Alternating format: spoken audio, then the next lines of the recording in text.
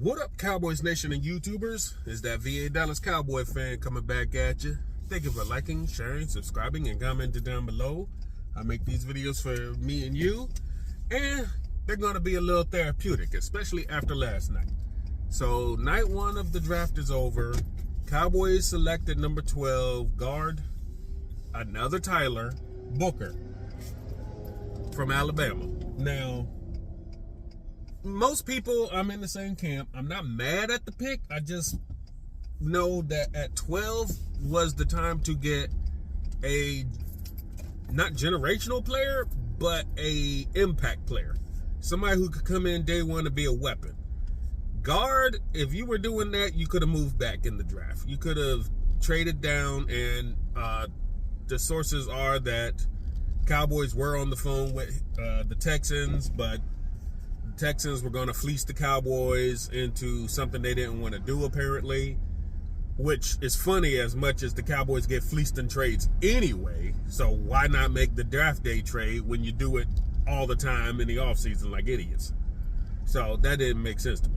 But anyway, they take a player, I wouldn't say position of need, because some would say we needed him because Zach Martin left. He retired. Okay, well then why did you spend the offseason fucking buying 10,000 offensive linemen to just draft another one? That was stupid. You could have waited and picked an offensive lineman anywhere in the draft.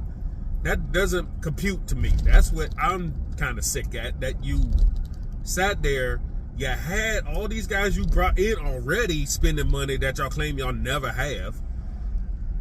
And you had a guy who replaced Martin last year when he was injured anyway, who could probably play the position.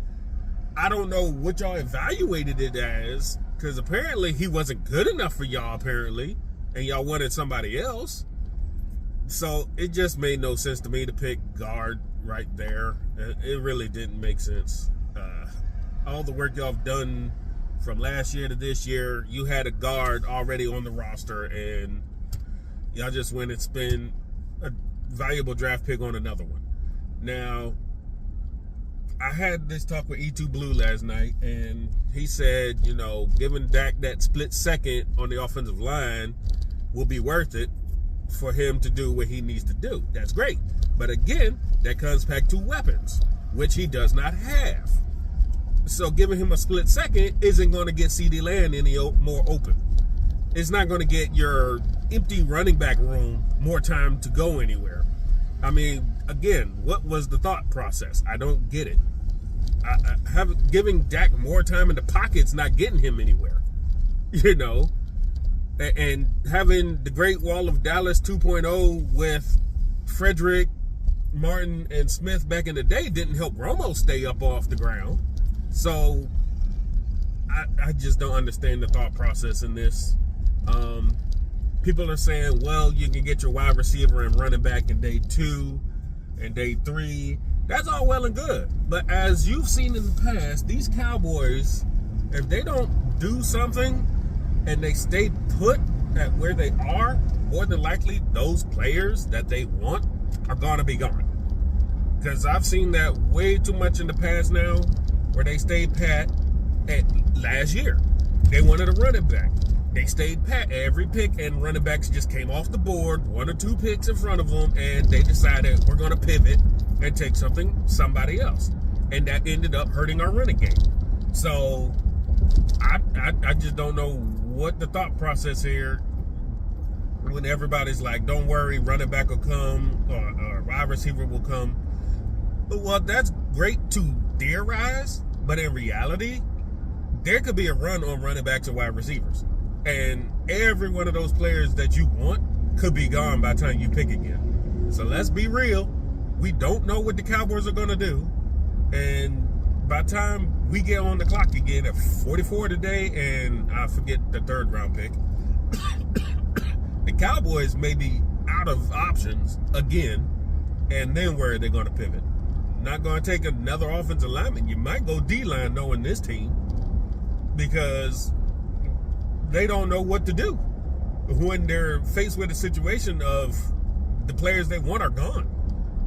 they just panic, and some say they didn't panic with the Booker pick, but best believe that was a panic. I don't know why. I mean, I'm not in the draft room. I don't know their draft board. Some say that Booker was a higher rated player than Golden, Burden, and anybody else that would have been out there. I don't believe that, to be honest. But I didn't interview him. I didn't grade him. I don't watch college tape as much as everybody else does. So if that's what they say, is that the pick was worth it because he came out with a higher grade than everybody else, then great. That's their best player available. But to all of us outside of that, that wasn't our best player available.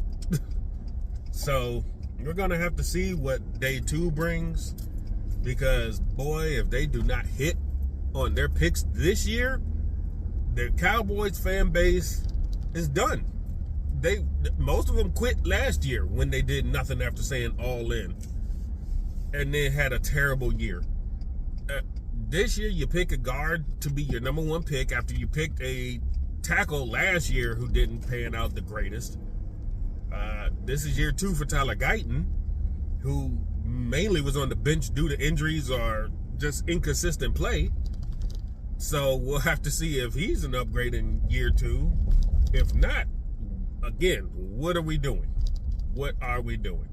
But anyway, those are my predictions for day 2. I want to finally get us a weapon in some fashion of wide receiver or running back, or hell, I'm almost down to take a tight end or something on offense. Just give me an offensive player other than the lineman.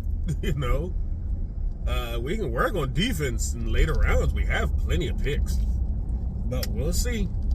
But anyway, that's how it goes right now. Round 1 is in the books. Cowboys select guard Tyler